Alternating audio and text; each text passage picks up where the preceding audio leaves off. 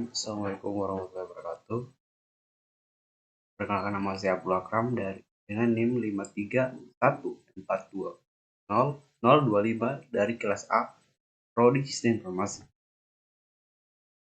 Di sini saya akan menjelaskan tentang entity relationship diagram dan bahasa basis data dalam sistem basis data atau sistem database.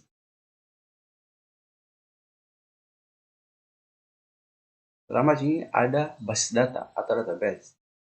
Basis data terdiri dari dua kata, yaitu pertama basis dapat diartikan kumpulan atau gudang, sedangkan data dapat diartikan fakta mengenai suatu objek ataupun kejadian yang dapat dicatat dan disimpan. Jadi, basis data itu dapat diartikan bahwa adalah kumpulan dari data yang saling berrelasi atau saling berhubungan. Database ini bisa disimpan dengan tradisional database, itu dia dapat berupa teks atau angka. Yang kedua ada multimedia database, terdiri dari gambar, video, dan suara. Yang ketiga ada geografis informasi database atau GID. Dia dapat berupa seperti peta, bisa termasuk dalam geografisnya. Kemudian yang selanjutnya, database itu juga dapat dikelompokkan menjadi dua, yaitu transaksi database dan data warehouse. Transaksi database adalah data-data yang berkaitan dengan transaksi yang disimpan. Kemudian, sedangkan data warehouse, dia adalah gudang data yang dikumpulkan dan disimpan, serta disiapkan untuk dianalisis historisnya dalam penggunaan database. Selanjutnya ada sistem basis data atau database management system. Untuk mengenal database diperlukan tool atau sistem yang bisa disebut dengan sistem basis data atau DBMS tadi. DBMS sendiri merupakan program yang memungkinkan berbagai user atau program lain yang dapat mendefinisikan, membangun, serta memanipulasikan data-data yang ada. DBMS sendiri mencakup 3 proses. Yang pertama, definisi, yaitu database yang mendefinisikan tipe data, struktur, dan data batasan atau constraint dari data yang disimpan dalam database. Yang kedua, ada manipulating, yaitu database yang mencakup berbagai fungsi dan query untuk mendapatkan data yang dicari, termasuk operasi insert, update, dan delete, serta dalam business report atau laporan data. Sharing, yaitu database yang dapat diatur untuk dibagi kepada multiple user dan program untuk menghasilkan database secara bersama-sama. Selanjutnya, teknik perancangan database. Tujuan dari pengelolaan menggunakan database itu ada 4, yaitu bisa digunakan untuk multiple user atau pemakaian secara bersama-sama dari para pengguna. Yang kedua, keamanan data, security. Yaitu yang ketiga, ada kelengkapan data atau completeness. Yang kelima, yaitu untuk ketersediaan data atau availability. Dalam perancangan database itu ada 2 pendekatan, yaitu pendekatan berbasis objek dan pendekatan berbasis record. Pendekatan berbasis objek yaitu pendekatan dengan mencari-cari objek yang terlibat dalam sistem dengan melihat hubungan antar objek, yang kemudian diterjemahkan dalam tabel-tabel visualisasinya. Yang kedua, pendekatan yang record, yaitu pendekatan dengan melihat data yang ada, kemudian dengan menerapkan sejumlah aturan untuk menghasilkan tabel-tabel dan visualisasinya. Salah satu contoh dari pendekatan objek itu ada ERD. ERD atau Entity Relationship Diagram. Entity Relationship Diagram adalah notasi grafis dalam pemodelan data konseptual yang mendeskripsikan hubungan antar penyimpanan. ERD ini dapat digunakan untuk memodelkan struktur data dan hubungan antar data.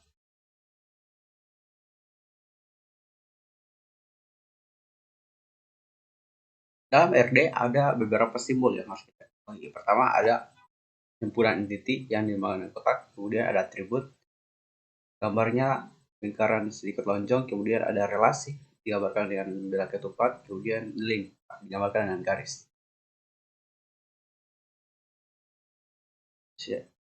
Entity adalah objek yang diidentifikasi dalam lingkungan pemakai yang memiliki arti yang sangat penting dalam konteks yang akan dibuat. Contohnya seperti titik karyawan, dapat juga berupa mobil atau kurir ataupun mahasiswa dan lain-lain. Kemudian atribut.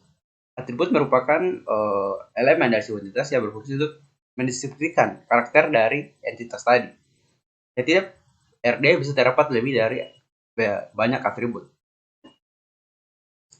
Seperti contohnya ini karyawan. Karyawan memiliki atribut yaitu nama karyawan, umur karyawan, golongan karyawan, dan masih banyak lagi jika ingin ditambahkan.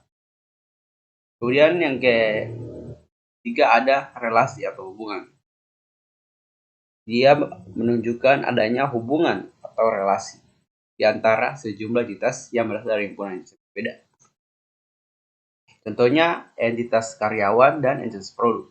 Di sini dihubungkan dengan hubungan menjual. Jadi karyawan itu menjual produk,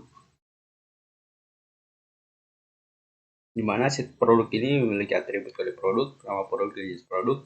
Kemudian karyawan sendiri memiliki ID karyawan dan nama karyawan. Sedangkan dalam relasi menjual itu memiliki kode produk dan ID produk, yaitu di mana mereka ini adalah primary key dari ID karyawan, yaitu dari entitas karyawan, kemudian kode produk dari primary key entitas produk. Yang simbol dalam sistem basis data. Yang pertama ada primary key. Primary key merupakan istilah atau kunci utama pada field atau kolom tertentu dalam sebuah tabel yang menjadi acuan atau mendefinisikan suatu baris data. Primary key itu memiliki tiga, yaitu ada unik, minimal, dan tidak boleh bernol. Unik ini maksudnya tidak boleh, dia memiliki ciri sendiri atau khusus, tidak ada yang sama dengan dia, dengan primary key itu sendiri. Kemudian minimal ini dia sebisa mungkin primary yang kita gunakan adalah primary yang memang tidak memiliki banyak kata atau penulisannya tidak terlalu panjang. Yang selanjutnya adalah tidak boleh bernol atau tidak boleh kosong. Primary key itu harus ada dalam sebuah tabel database. Kemudian ada foreign key. Foreign key merupakan istilah anak dari primary key pada suatu tabel. Jadi foreign key ini adalah guna untuk mendefinisikan kolom-kolom pada suatu tabel yang nilainya tadi mengacu pada tabel yang lain. Maksudnya seperti ada tabel primary key itu akan menjadi foreign key pada tabel yang lain. Maka di sini disebut jadi kolom mendefinisikan kolom pada suatu tabel yang lain. Kemudian simbolnya bisa ditulis dengan FK jika itu menandakan suatu foreign key. Kemudian PK ini untuk primary key, atau bisa juga ditulis dengan tanda bintang pada tabel data tersebut.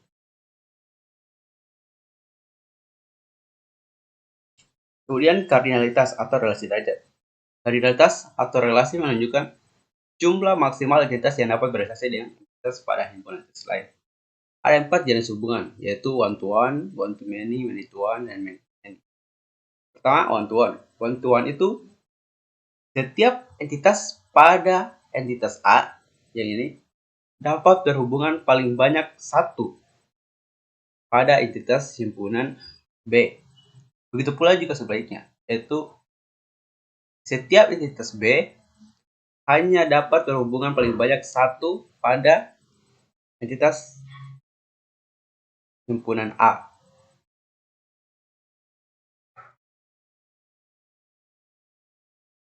Berarti ada one to many. One to many maksudnya adalah setiap entitas A, dapat berrelasi dengan banyak pada entitas B. Kemudian, tapi tidak sebaliknya. Himpunan B tidak dapat berrelasi banyak, dia hanya paling banyak satu. Contohnya seperti ini. Kelas berisi siswa. Siswa ini menunjukkan banyak bahwa kelas itu dapat diisi oleh banyak siswa, tetapi siswa tidak dapat mengisi banyak kelas. Yang selanjutnya ada many to one. Many to one itu maksudnya setiap entitas A hanya dapat bersaksi pada satu entitas B, dan entitas B itu dapat bersaksi dengan banyak himpunan pada entitas A. Dikembalikan dari one to many tadi, yaitu siswa hanya dapat kuliah pada satu jurusan, sedangkan jurusan dapat dikuliah atau dapat dikuliahkan oleh banyak siswa. Jadi ada many to many. Many to many adalah setiap entitas pada himpunan A itu dapat berhubungan dengan banyak entitas himpunan B. Begitu pula sebaliknya, himpunan B dapat berhubungan dengan banyak entitas himpunan A. Contohnya seperti ini, yaitu siswa. Siswa itu dapat mengikuti banyak mata kuliah, dan mata kuliah sendiri juga dapat diikuti oleh banyak siswa. Selanjutnya simbolnya seperti ini. One to one itu dia ditandai dengan garis lurus biasa, sedangkan one to many kemudian dari satu garis ke banyak cabang garis seperti ini. Kemudian many to many ya keduanya ada banyak cabang, jadi seperti itu. Dilihat dari sini. Contoh relasional tabel. Di sini ada contoh relasional tabel dengan foreign key dan ada primary key-nya. Sama di sini kita lihat tabel produk. Produk itu terdiri dari kode produk, nama produk, dan jenis produk. Produk-produk di sini adalah primary key-nya. Kemudian di sini ada tabel karyawan. Tabel karyawan terdiri dari atributnya ada ID karyawan, nama karyawan, umur karyawan, jenis kelamin, dan alamat. ID karyawan merupakan primary key dari tabel karyawan. Kemudian di sini ada relasi menjual. Nah, di sini ada kode penjualan, kode produk, ID karyawan, jumlah produk, dan nama produk. Yang kita lihat di sini ada foreign key, di mana foreign key ini merupakan kode produk yang merupakan data dari primary key entitas tabel produk. Sedangkan ID karyawan merupakan primary key dari entitas tabel karyawan. Nah, di sini kita bisa lihat, ketika dia menjadi masuk ke dalam sebuah identitas relasi menjual, maka dia akan menjadi foreign key atau anak dari primary key itu sendiri, untuk menghubungkan tabel bahwa kode penjualan ini memiliki data kode produk tanpa harus memanggil semua data atribut yang ada dalam produk. Jadi dia seperti mewakili gitu, jadi acuan. Ya, di sini ada contoh RD. Pertama ada produk. Produk itu memiliki banyak toko. Sedangkan toko juga dapat memiliki banyak produk. Kemudian ada lagi produk dan kurir. Produk itu dapat dikirim oleh banyak kurir, sedangkan kurir juga dapat juga mengirim banyak produk. Kemudian ada produk dan pelanggan yang berrelasi dengan membeli. Di sini kedua-duanya juga many to many atau dapat berisi banyak dan banyak. Itu pelanggan dapat membeli banyak produk pun dapat dibeli oleh banyak pelanggan. Kemudian produk dan karyawan sama seperti tadi, yaitu many to many. Kemudian ada karyawan dan bos. Karyawan ini hanya dapat digaji oleh bos, tetapi bos dapat digaji oleh banyak karyawan.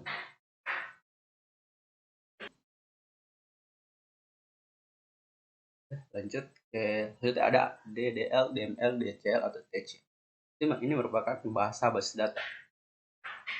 Basis data. Data terdiri dari DDL, DML, DCL, dan TC. DDL merupakan Data Definition Language. Dia merupakan bahasa yang mempunyai kemampuan untuk mendefinisikan data yang berhubungan dengan pembuatan dan pengurusan objek. Seperti contoh tabel, indeks, nama, dan lain. Jadi di DDL ini dia berfungsi sebagai tempat untuk membuat sebuah data atau sebuah tabel.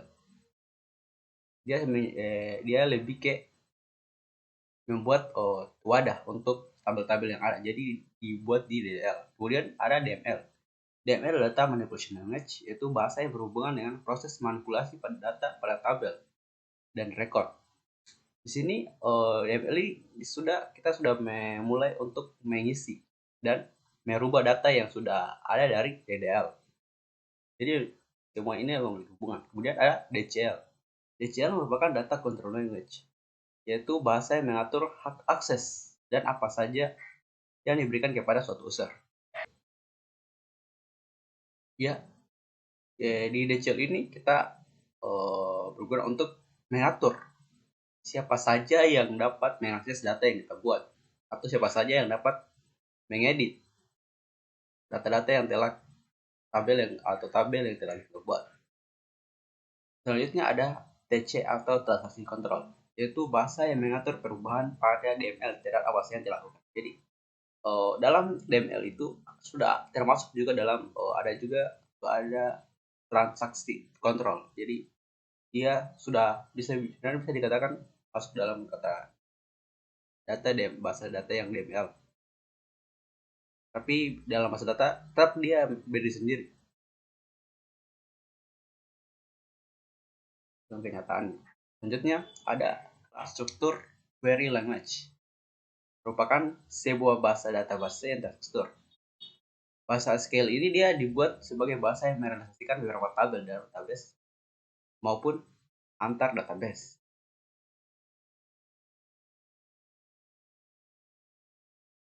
Yang pertama ada DDL atau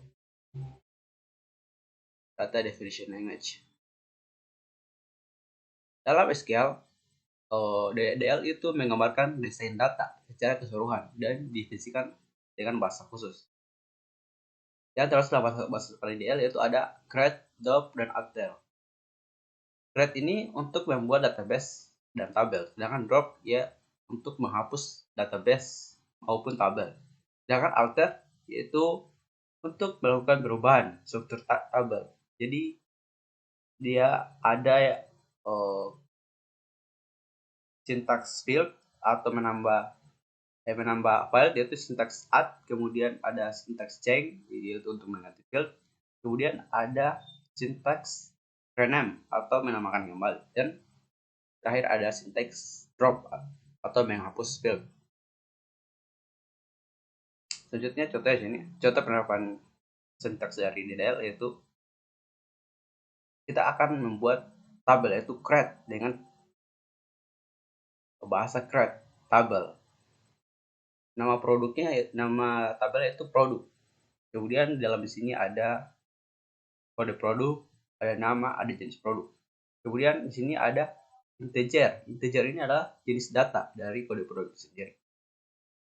Kemudian ada not null. Not null ini artinya bahwa data kode produk ini tidak boleh kosong. Kemudian ada kata primary key. Kita dapat menunjukkan bahwa kode produk itu merupakan primary key dari tabel produk. Selanjutnya ada nama varchar. Varchar ini ada tipe-tipe datanya. Kemudian not null sama seperti tadi, tidak boleh kosong. Kemudian ada jenis produk sama tadi varchar tidak boleh kosong. Kemudian ada kata default makanan. Jadi maksud kata defaultnya adalah jika data ini kosong maka kan dari otomatis dengan nama data makanan. Kemudian selanjutnya ada contoh penerapan dengan perintah alter atau kita ingin mengubah data dalam sebuah tabel. Pertama di sini ada alter tabel dengan tabel membeli. Pertama kita add ini artinya kita menambah field atau menambah kolom. Constraint FK artinya font key, kode pembelian. Jadi kita tabel kode pembelian, kemudian kita tambahkan foreign key, kode produk yang referensinya dari nama produk atau tabel produk sendiri. Kemudian ada kata on update cascade on delete action. Jadi maksud dari ini ketika kita mengubah sebuah data dalam tabel kode pembelian, maka on delete ini maksudnya tidak akan menghapus data-data dalam baris yang sama dalam tabel membeli.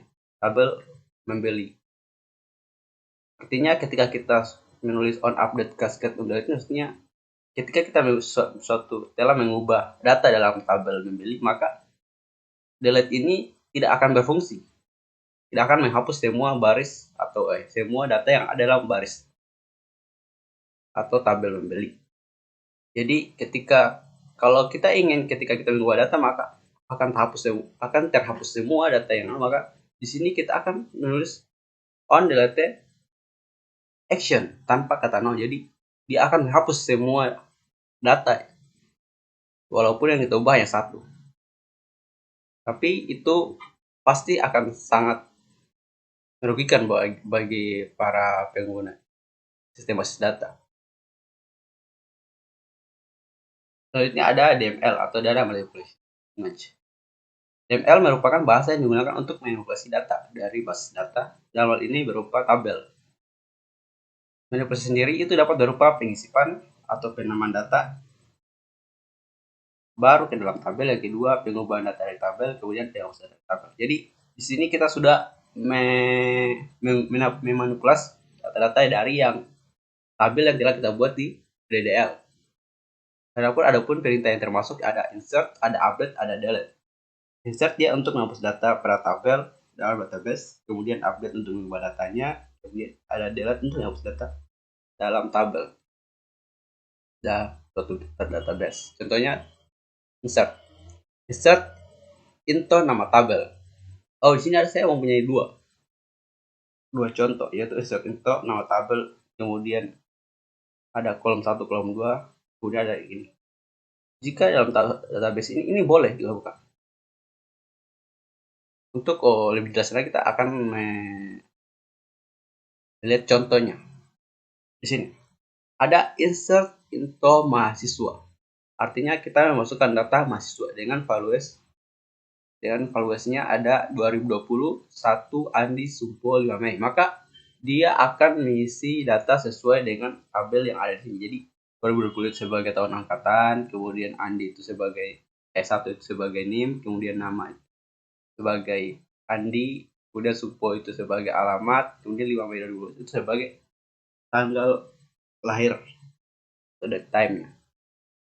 Itu tapi kita penggunaannya bisa kita ubah dengan menggunakan kolom, tanda kurung yang mereka artinya kolom. Jadi kita bisa mengisi data hanya kolom tertentu saja. Jadi dengan menggunakan insert into mahasiswa, tahun angkatan, NIM, dan nama, dan kemudian kita masukkan tahun angkatan itu 2020, NIM-nya 1, kemudian namanya Andi. Jadi yang alamat dan tanggal lahir ini akan menjadi kosong karena kita hanya mengisi data pada kolom tahun angkatan, NIM, dan nama saja. Kemudian ada catatan tadi, ada field dengan constraint tidak boleh kosong atau wajib diisi. Kemudian tulisan data tipe angka tidak diapit tanda petik. Kemudian tulisan data tipe string harus diapit dengan tanda petik. Data pada tabel anak atau foreign key harus ada induknya. Jadi foreign key itu harus ada induknya. Tidak boleh ada foreign key tanpa ada primary key. Contoh selanjutnya ada contoh syntax update. Update yang seperti biasa ada update, kemudian masuk nama tabel, kemudian ada kata set, kolom berapa, kemudian mau diisi apa. Tapi selanjutnya kemudian ada where kondisi. Where kondisi ini boleh ada maupun boleh tidak. Jadi hukumnya dia tidak wajib ada. Boleh ada dan boleh tidak. Ya, sini kita akan contohnya kita akan mengubah semua baris dalam satu kolom. Contohnya kita akan mengubah semua baris dari tahun angkatan dengan 2003. Jadi semua tahun angkatan yang ada di dalam baris di dalam tahun angkatan itu akan kita ubah. Contohnya update tabel mahasiswa. Kemudian kita set tang sama dengan 2003. Maka semua baris dalam kolom tahun angkatan maka akan diubah menjadi 2003. Jadi siapapun mahasiswanya akan diubah tahun angkatan dari sebelumnya bisa dimisalkan tahun sebelumnya 2002, kemudian kita akan menjadi itu akan bisa diubah dengan menggunakan kata syntax update dengan contoh seperti ini. Kemudian mengubah beberapa kolom sekaligus, yaitu dengan syntax update mahasiswa, kita sebut tabel mahasiswa, kemudian set nama Anita Mariana, kemudian tahun angkatannya 2000. Jadi yang kita ubah hanya kolom nama dan kolom tahun angkatan. Tapi di sini ada where. Where ini berarti adalah kondisi atau jika.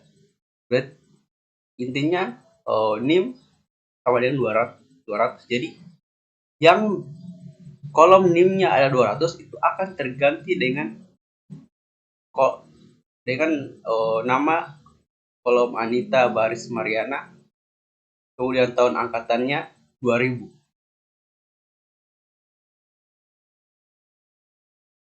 Jadi mahasiswa yang memiliki NIM 2000 akan diganti dengan datanya akan diganti dengan nama Anita Mariana, kemudian tahun angkatan jadi 2000. Kemudian ada mengubah kolom tertentu untuk baris tertentu. Kita akan mengubah kolom nama menjadi Anita Mariana dalam tabel mahasiswa yang NIM-nya 200. Pertama, sintaksnya update, kita panggil nama tabel mahasiswa, kemudian kita set namanya adalah Anita Mariani dengan kondisi NIM yang kita ingin ganti, yaitu mahasiswa data yang dengan NIM 200. Jadi kita mengubah nama di kolom nama yang memiliki NIM 200 itu akan kita ganti namanya menjadi Anita Maharani. Selanjutnya ada operator kondisi. Di sini ada operator relasional, contohnya seperti sama dengan, lebih besar, lebih kecil sama lebih besar sama dengan, lebih kecil sama dengan, atau tidak sama dengan. Lalu ada operator boolean and or not. Contohnya update kelas, set NIP sama dengan 1, di mana kode P sama dengan P1 dan NIP 2. Jadi yang kita ganti adalah kode 1 dan NIP 2. Kemudian ada Bedouin dan not Bedouin. Itu update kelas set NIP 1 di mana ID kelas Bedouin 1 dan 3. Atau antara 1 dan 3. Jadi yang masuk adalah 1, 2, dan 3. Kemudian ada lagi in dan not in. Contohnya update kelas set NIP sama dengan 1. Di mana where ID kelas in 1, 2, 3. Jadi di sini kita bisa lihat bahwa yang akan diganti adalah ID kelas 1, 2, dan 3. Di sini ketika kita melihat ada sesuatu yang kenapa kita tidak menggunakan saja in atau not in daripada menggunakan not dan between. Di sini ada penggunaannya. Jadi ketika kita ingin mengubah data dari 1 sampai 100 dan ketika kita menggunakan between, kita cukup menuliskan satu angka di depan dan satu angka terakhir. Jadi di situ akan terubah sendiri dengan sendirinya. Sedangkan kalau in ini hanya untuk beberapa angka atau data yang ingin kita hapus. Contohnya seperti 1, 5 itu bisa disebutkan di sini. Sedangkan di sini ini kita akan mengubah keseluruhan data yang banyak, itu bisa kita pakaikan dengan kata ini, between. Kemudian is null dan is not null. Contohnya update mahasiswa set tanggal 21 Agustus 89, di mana tanggal itu adalah 0 atau dikasih menjadi kosong. Update mahasiswa ini akan kita ubah menjadi data yang kosong. Kemudian ada operator kondisi atau count. Di sini ada like dan not like. dia penggunaannya ada keterangan wildcard di mana persen ada berapa kata sembarang, garis datar di bawah itu merupakan satu karakter sembarang, kemudian kurung kawal satu karakter sembarang dalam range, dan garis kurung kawal ada derajat dan suatu karakter sembarang di luar range. Contohnya query itu yaitu update mahasiswa set alamat 0 kosong, di mana nama like ya di sini ada persen a persen. Ya kita lihat di sini persen itu adalah beberapa kata sembarang. Jadi di depannya ini boleh terdiri dari beberapa kata, kemudian ada a, kemudian ada lagi beberapa kata sembarang. Contohnya di sini ada Erike, Mirna, Ani, Kakak, dan Ubaid. Hasil query-nya, jika like persen a, maka di sini beberapa kata sembarang, kemudian diikuti dengan huruf a. Di sini yang masuk adalah Mirna dan Kakak, karena kita lihat di sini Erike katanya tidak ada a, kemudian di sini ada a. Ini termasuk karena ada beberapa kata kemudian diikuti huruf a. Kemudian Ani tidak karena dia depannya adalah beberapa kata. Di sini tidak masuk. Kemudian ada kakak. Kakak masuk karena di sini beberapa kata sembarang jadi boleh masuk. Kemudian Ubaid masuk tidak? Ubaid tidak masuk karena di sini a sebagai karakter terakhir, jadi tidak masuk. Kemudian ada like persen a persen. Jadi di sini ada beberapa kata sembarang, kemudian ada a-nya, kemudian terakhir lagi ada a. Jadi di sini baru masuk Ubaid, kata nama Ubaid baru masuk karena di angkat abjad terakhirnya atau variabel terakhir itu dapat berupa kata sembarang. Jadi dia masuk bersama dengan Mirna, kakak, dan kakak. Kemudian ada lagi line garis datar a persen. Ya, kita lihat dulu. Ini itu menunjukkan satu karakter sembarang. Berarti hanya boleh satu karakter saja yang ada di depan huruf a ini, kemudian di belakangnya boleh sembarang karakter. Contohnya yaitu di sini adalah kakak. Karena jadi dari satu angka, kemudian a, kemudian di belakangnya banyak angka. Atau b, sembarang angka.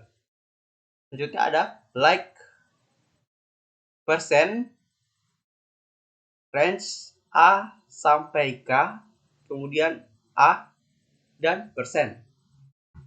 Kita analisis kembali, yaitu pertama ada beberapa kata sembarang, kemudian range-nya a sampai k, ada beberapa kata sembarang, kemudian a sampai k, kemudian di akhirnya lagi ada a. Di sini yang lebih masuk hanya adalah kakak, karena di sini dia masuk dalam kategori like, yaitu beberapa kata sembarang, kemudian a sampai k itu masuk dalam range ini, kemudian a masuk lagi dalam kata a ini, kemudian persen yaitu kata k dan a lagi.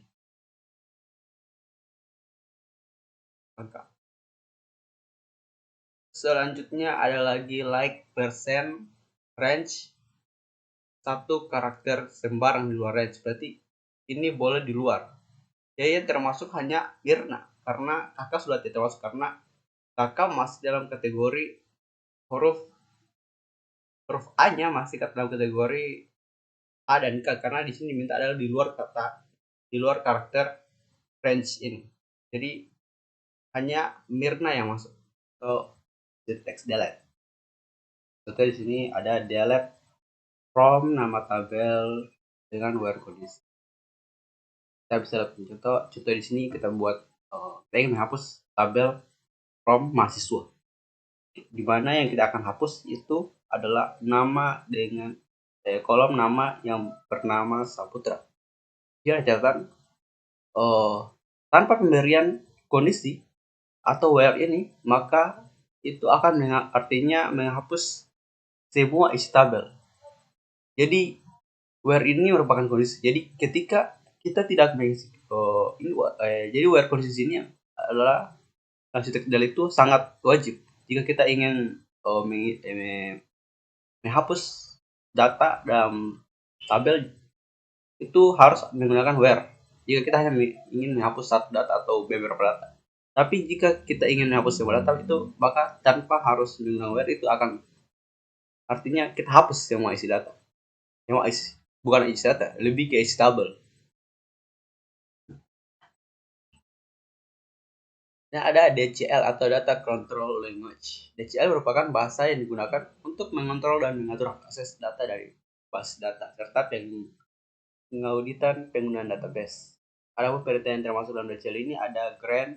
Grant ini yaitu kita mengizinkan pengguna mengakses data pada tabel di dalam database. Sedangkan revoke itu untuk membatalkan hak akses data pada tabel dalam database. Jadi grant ini kita mengatur izin untuk pengguna mengakses data yang telah kita buat dalam database tadi. Kemudian revoke kemudian untuk perintah untuk membatalkan hak akses yang telah kita berikan tadi. Selanjutnya ada Transaction Control Language atau TCL, merupakan bahasa yang digunakan untuk melakukan perintah untuk kendali terhadap perubahan data dari base data dalam sebuah transaksi. Namun perintah termasuk adalah ada commit dan rollback. Commit ini untuk menetapkan data penyimpanan dalam database, sedangkan rollback untuk membatalkan penyimpanan dalam database. Ya, sekian dari saya. Saya kira dengan ucapan saya. Wassalamualaikum warahmatullahi wabarakatuh.